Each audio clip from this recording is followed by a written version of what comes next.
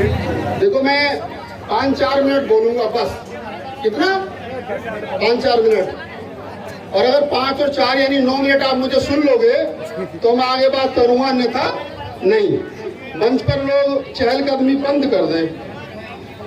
हाँ, मंच पर लोग बैठ जाएं। साहब बड़ी मुश्किल से कुर्सी मिली, कोई ले जाएगा, बैठ जाओ। अच्छा ठीक है, बैठ जाओ।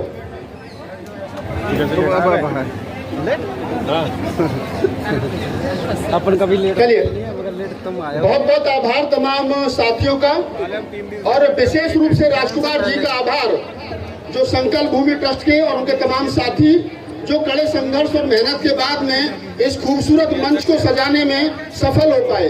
मैं दिल्ली से आया हूं, बहुजन मीडिया हब का राष्ट्रीय अध्यक्ष हूं।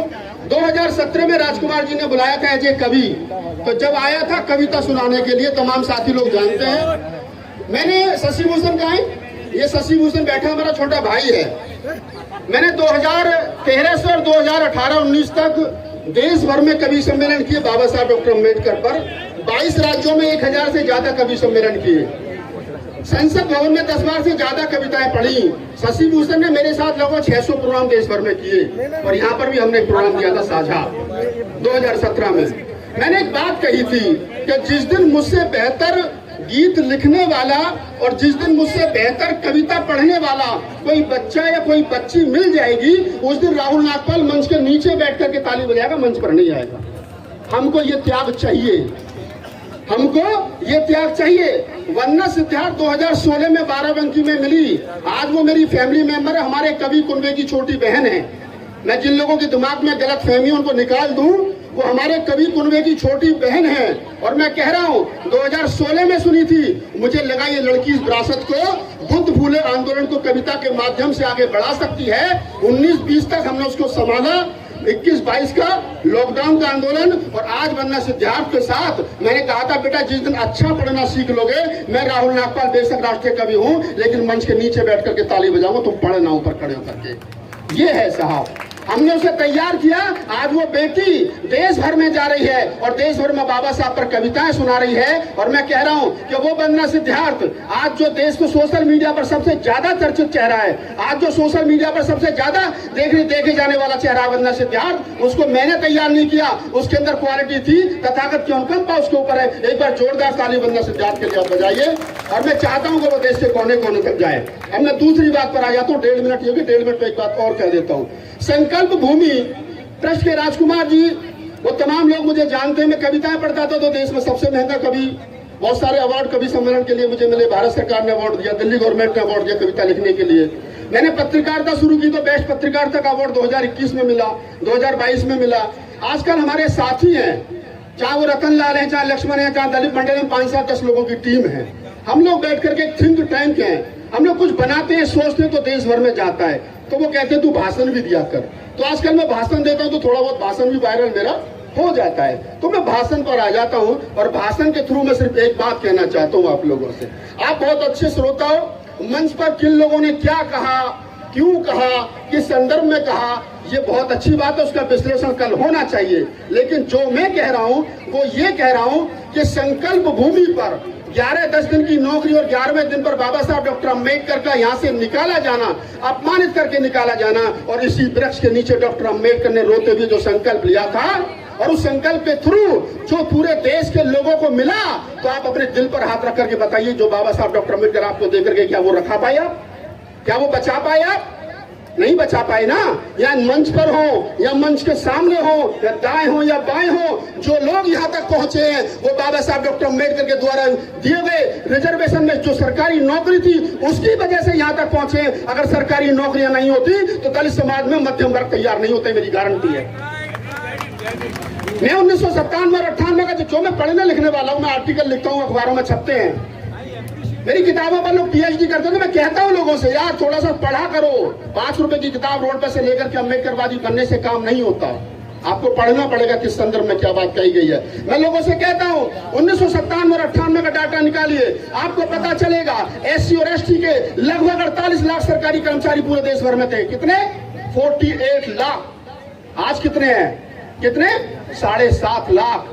यानी 98 और 97 में देश की आबादी 80 लाख और 2024 में देश की आबादी 140 लाख। 97 में जब 80 लाख थी तब दलितों की सरकारी नौकरियों में जनसंख्या थी 45 और 46 लाख, आज 1 करोड़ 40 लाख है, डबल है, आज है 7 लाख। तो मुझे बताइए, तुम्हारे सामने जो बाबा साहब डॉक्टर अम्बेडकर ने संकल्प लिया था और उस संकल्प के आधार पर जो एक दलित समाज में मध्यम वर्ग तैयार हुआ, नौकरी मिली, मेरा दादा, मेरा बाप, मेरा चाचा, मेरा ताऊ, मेरा फूफा 3 लाख रुपए महीने की नौकरी करता होंगे। सब लोगों में परिवार में रिश्तेदारों में ऐसे लोग जो 3 लाख रुपए महीने की नौकरी करते हैं, 10,000 रुपए पर डे की नौकरी करते हैं और उनका लड़का, उनका पोता उन्हीं के सामने 10,000 रुपए महीने की नौकरी मांग रहा है। जिसका बाप 10,000 रुपए पर डे की नौकरी करता था, 3 लाख रुपए महीने की, रिटायर होने के बाद में 1,20,000 रुपए पेंशन मिलती है, आज उसका पोता 10,000 रुपए महीने की नौकरी ढूंढ रहा है। और हम कह रहे हैं कि हमने बहुत कुछ पा लिया। यही बाबा साहब डॉक्टर अम्बेडकर का संकल्प था क्या? यह था संकल्प। अरे वो अपने संकल्प के माध्यम से, अपने 4-4 बच्चों की कुर्बानियों के माध्यम से जो तुमको दे करके गए, तुम रखा नहीं पाए, और जो रखा नहीं पाता उसे नालायक औलाद कहते, चाहे वो मैं क्यों ना हूं, उसको नालायक औलाद कहते हैं। मैं बाबा साहब डॉक्टर अम्बेडकर की नालायक औलाद हूं, क्योंकि मैं कड़वी बात कहता हूं, मीठे भाषण मुझसे दिए नहीं जाते लोग, इसलिए मुझे कम भी बुलाते हैं। इसलिए मैं कहता हूं कि हम बाबा साहब डॉक्टर अम्बेडकर की नालायक औलाद हैं, क्योंकि बाबा साहब डॉक्टर अम्बेडकर जो दे करके गए वो हम बचा नहीं पाए। सवाल हम करते, पत्रकारिता पर आ जाता हूं। अब 1 मिनट का काम पत्रकारिता पे खत्म कर देता हूं। 2 साल पहले, 4 साल पहले बात होती थी, साहब मीडिया नहीं है। क्या नहीं है? मीडिया नहीं है। मीडिया वाले हमारी बात नहीं दिखाते। मैं तथ्यों के साथ में बता रहा हूं, 1920 और 21 में बाबा साहब डॉक्टर अम्बेडकर को यह पता चल गया मात्र 29 साल की उम्र में कि ये मनुवादी मीडिया हमारा नहीं है। कब? 1920 में, आज से 104 साल पूर्व। और बाबा साहब ने कहा कि हमें अपना अखबार निकालना पड़ेगा, तो उन्होंने मूक नायक निकाला, समता निकाला, जनता निकाला, बहिष्कृत भारत निकाला। 4-4, 5-5 अखबार बाबा साहब डॉक्टर अम्बेडकर ने इस समाज की बात को आगे बढ़ाने के लिए निकाले। और हुआ क्या? साहू जी महाराज ने नए गांव की जनसभा में बाबा साहब डॉक्टर अम्बेडकर को 2500 रुपए यानी 2,500 रुपए मूक नायक निकालने के लिए दिया। कितना? 2,500 रुपए। उस समय, आज हिसाब लगाऊं तो करोड़ों रुपए बनेगा। तब जाकर के मूक नायक निकला। बाबा साहब डॉक्टर अम्बेडकर ने 4-4 अखबार निकाले, तब आंदोलन चला। कांशीराम साहब ने बहुजन संघर्ष निकाला, तब आंदोलन बना। पत्रिकाएं छपी तो आंदोलन बना। और 100 साल के बाद में 2022 का चुनाव हारने के बाद में हमारा कोई नेता ये कहे कि मीडिया ने हमारा साथ नहीं दिया इसलिए हम चुनाव हार गए, तो या तो बाबा साहब डॉक्टर अम्बेडकर पागल थे या 100 साल के बाद में तुम ज्यादा अकलमंद हो गए हो। जो मीडिया तुम्हारे लिए बना नहीं है वो तुम्हारी आवाज उठाएगा क्यों? वो मनुवादियों का मीडिया है, मनुवाद को बढ़ाने के लिए ईमानदारी से काम कर रहा है। तुम्हारा मीडिया ये है। मैं बहुजन मीडिया का राष्ट्रीय अध्यक्ष हूँ। देश भर में लगभग 150 चैनल का मैं अध्यक्ष हूँ। मनोज अंतानी जी समतावाद टीवी चैनल चलाते हमारे महासचिव हैं। संतोष अम्बेश, सुमन हमारी बहन, काव्या हमारी बहन, मिलंदर गौतम जी, ये तमाम वो लोग जिनके हाथ टूट गए, पैर टूट गए, जेल चले गए, ये चाहते ना तो ये लोग भी कहीं अफसर होते। मैं तो 1998 में गृह मंत्रालय में लग रहा था। मैं तो आज कम से कम एक अच्छी सी पोस्ट पर होता, लेकिन नहीं करनी साहब नौकरी। आप इस बात को समझिए, आंदोलन किधर जा रहा है। बहुजन मीडिया को बढ़ाइए, अपने जेब में से चवन्नी निकाल करके कोई कहीं मिल जाए ना साथी, वो कैसे कैसे बड़ौदा पहुंचा है, उसकी जेब में 10 रुपए डाल दिया करो, क्योंकि बाबा साहब को भी 2,500 मिले तो उनको जब 200 रुपए दे दिया करो। ये चलेंगे तो आंदोलन बनेगा। और अंत में एक बात कहकर के अपनी बात को समाप्त कर रहा हूँ। संचालक साहब मुझे देख रहे हैं, काफी सम्मान है। मैं एक बात कह रहा हूँ आप लोगों से, जितने लोगों ने बात कही सबका सम्मान है, लेकिन सब लोगों से एक बात पूछ लिया करो, एक बात पूछ लिया करो, सरकारी नौकरी में हो, हाँ जी, पे बैक टू सोसाइटी बताओ कितना किया है। ये राजकुमार जी ने जो मंच लगाया है, हम सब लोगों को बुलाया है, खीर पूरी बनवाई है, दाल चावल बनाए, उसके लिए पैसा कहाँ से आए? वो कितने दरवाजे भटके होंगे। हमने तो देखा है, हम तो 2000, 2001, 2003 में बाबा साहब की जयंती मनाते थे साहब, घर घर जाते थे, लोगों से चंदा मांगते थे। मास्टर जी को तनख्वाह मिलती थी 70,000, 80,000। घर में से ढूंढ के फटासा 20 का नोट लाते थे निकाल के कि ये यहाँ ले जाओ। एक दिन मैंने गुस्से में कहा, मैं कहा मास्टर जी बाबा साहब अगर नहीं होते ना तो 70,000 तो कहा नहीं ले रहे होते। मास्टर जी ने कहा मैं पढ़ता नहीं तो मुझे नौकरी मिल जाती। आज उन्हीं मास्टर जी का लड़का बेकार घूम रहा है, आज उन्हीं मास्टर जी का लड़का बेकार घूम रहा है। मास्टर जी 10वीं 3rd डिवीजन से, BA 3rd डिवीजन से, B.Ed भी बाद में करी नौकरी लगने के बाद में, क्योंकि प्रमोशन करवाना था। रिटायर होने के बाद का पेंशन 1 लाख और लड़का 10,000 की नौकरी ढूंढ रहा है। लड़का मास्टर जी से ज्यादा पढ़ा लिखा है, लड़का एमटेक और बीटेक है, मास्टर जी एमए और बीए थे, वो ज्यादा पढ़ा लिखा लेकिन नौकरी नहीं है। क्यों? क्योंकि मास्टर जी टीवी और बीवी, कहते हैं ना कि कलरफुल टीवी और क्या नाम है, कलरफुल टीवी और कलरफुल टीवी और मल्टी कलर के बच्चे उनमें व्यस्त हो गए। मैं फक्कड़ आदमी हूँ, मुझसे लोग कहते हैं भैया इतना कड़वा बोलते हो।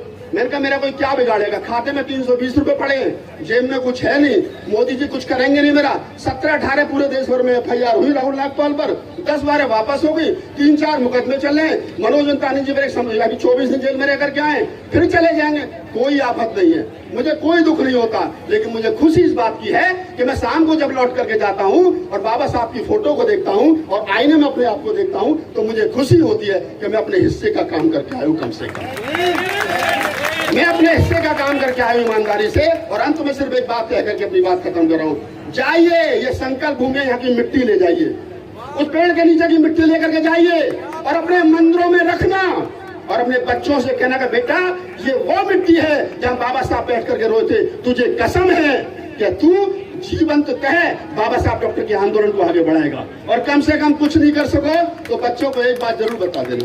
मैं अंत में हर भाषण में ये बात कहता हूँ, ये बाबा साहब के पूरे जीवन का सार है। एक तो ब्राह्मण को घर में बुलाना मत, कड़वी दवाई दे रहा हूँ। एक तो ब्राह्मण को घर में बुलाना मत और तुम मंदिरों में जाना मत, ब्राह्मण मर जाएगा इस देश का, मनुवाद खत्म हो जाएगा। एक काम करना, उन्हें अपने घर में बुलाना मत और तुम मंदिरों में जाना मत, काम खत्म, लड़ने की जरूरत ही नहीं। दूसरा एक और बात बता देता हूँ, सुबह को 2 घंटी बजती है, एक स्कूल की और एक मंदिर की। बच्चों को पढ़ा लिखा करके मंदिर में भेजोगे तो भिखारी बनेगा और घंटी बजा करके स्कूल भेजोगे तो अफसर बन जाएगा। 2 काम कर लेना, बाबा साहब का सपना पूरा हो जाएगा। मैं मिट्टी लेकर के जाऊंगा, आप भी मिट्टी लेकर के जाना। दुनिया के लिए मक्का मदीना और हमने हिंदुओं के लिए तीर्थ स्थल हो सकते हैं। उन्होंने राम मंदिर 200-150 साल की लड़ाई में बनाया, उन्होंने कहा साहब 500 साल लड़ाई लड़ी, जो रामपुर आए हैं उनको लाएंगे वगैरह वगैरह। ये 2005 में कारवां शुरू हुआ और मैं देख रहा हूँ कि 2024 में यहाँ खड़ा हूँ। 19 साल में लाखों आदमी है अपने खर्चे से आए, कोई सरकारी ट्रेन नहीं चलाएगी। ये अम्बेडकर वादियों की पहचान है। आप सबको सैल्यूट, धन्यवाद। अंत में यही कहूंगा कि बगावत की है हमने। हाँ, अगर ये बगावत है तो बगावत की है। हाँ, अगर ये बगावत है तो बगावत की है हमने। और एक शेर में पढ़ता हूँ कि न झूठे रिश्ते रखते हैं, न झूठे रिश्ते रखते हैं, न झूठे रिश्ते रखते हैं, न झूठी शान रखते हैं। दीवाने भीम के हैं हम, अलग पहचान रखते हैं। दीवाने भीम के हैं हम, अलग पहचान रखते हैं। और तेरे कूचे में हूँ गुजरात है ये तो। यहाँ कहते थे मैं तो पहली बार आता, डरते डरते आया 2017 में। मैं को उठा कर कोई जेल में ना ठूस दे। और मैं यहाँ से गया साहब तो जिस चौक पर देखो कहीं गाय खड़ी है, कहीं कोई मंदिर है, कहीं सूढ़ वाला, कहीं पूछ वाला। मैंने कहा यार हमारा उत्तर प्रदेश भी ठीक है, कभी आओ दिखाएंगे। Doctor Ambedkar park, Gautam Buddha university, अरे हमने कुछ तो बनाया। तुमने तो जानवर खड़े करके चौक पर, हम तो जिंदा से परेशान है, तुमने की मूर्ति खड़ी कर रखी है। और फिर कहता हूँ कि मोदी जी तुम्हारे कूचे में हूँ फिर भी बेमिसाल हूँ, कि तेरे कूचे में हूँ फिर भी बेमिसाल हूँ, पहचान ले मुझको मैं राहुल नागपाल हूँ। बहुत बहुत आभार। जय भीम, धन्यवाद, साधुवाद।